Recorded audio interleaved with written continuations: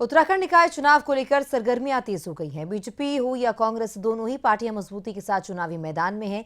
लेकिन कांग्रेस के सामने चुनौती है कि कांग्रेस के कई बागी नेता निर्दलीय चुनावी मैदान में उतर आए हैं। अब कांग्रेस को चुनाव में कितना नुकसान होगा और ऐसे लोगों के खिलाफ कांग्रेस क्या कार्रवाई करेगी, इसको लेकर कांग्रेस के प्रदेश अध्यक्ष करण महाराज से खबरें अभी तक के संवाददाता नासिर हुसैन ने खास बातचीत की है। क्या कुछ उनका कहना है, सुनिए जरा।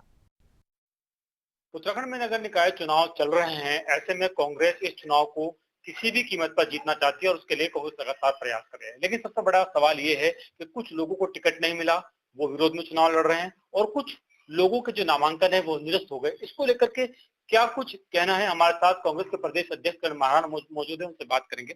सर, सबसे बड़ा सवाल तो ये कि जो लोग जिनको टिकट नहीं मिला था वो निर्दलीय चुनाव लड़ रहे हैं पार्टी के खिलाफ।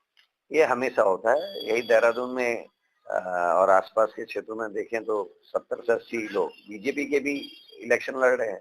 ऐसी कांग्रेस में जब भी चुनाव होते हैं तो जो लोग ये समझते हैं कि वो ज्यादा योग्य थे, वो कहना नहीं मानते, चुनाव लड़ते हैं। हम अनुशासनात्मक कार्रवाई जिनके खिलाफ करनी है, जहाँ निर्णय गलत हुआ है तो हम क्षमा मांगे, अगर निर्णय सही था और उसके बावजूद भी अगर कोई चुनाव लड़ रहा है पार्टी के प्रत्याशी के खिलाफ, उनके खिलाफ हम निश्चित ही कार्रवाई करेंगे।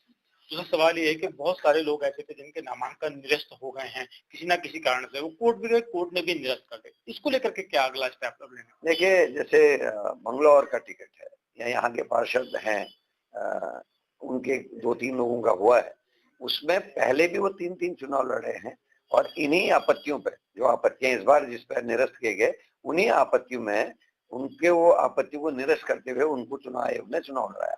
इस बार उन्हीं आपत्तियों में जिन पे पहले निस्तारीकरण हो चुका, उन्हीं पे उनके चुनाव निरस्त हुए हैं। निश्चित ही दुर्भाग्यपूर्ण है और मैं तो कहूंगा कि लोकतंत्र की हत्या है।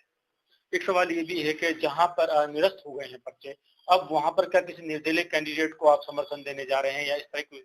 इसमें बातचीत चल रही है, जो हमारे स्थानीय वरिष्ठ नेता लोग हैं उनसे बातचीत चल रही है। जहां आवश्यक समझा जाएगा और हमारे स्थानीय जो नेता हैं, वो लीडर्स जो उस बात को कहेंगे, तो निश्चित ही कांग्रेस उनको समर्थन देगी। चुनाव की अगर बात करें हम, किस तरह का चुनाव इस वक्त कांग्रेस को लग रहा है? क्या इस बार के चुनाव में ज्यादा से ज्यादा सीट कांग्रेस लेने जा रही है या स्थिति उसको उलट है? देखिए, नगर निगम के चुनाव में जो पिछला हुआ आपने देखा था और ये चुनाव है, इस बार एक अलग सी बयार है। और इस बार मुझे पूरा भरोसा है कि नगर निगम, जो 11 नगर निगम है, उसमें बहुमत कांग्रेस के पास होगा।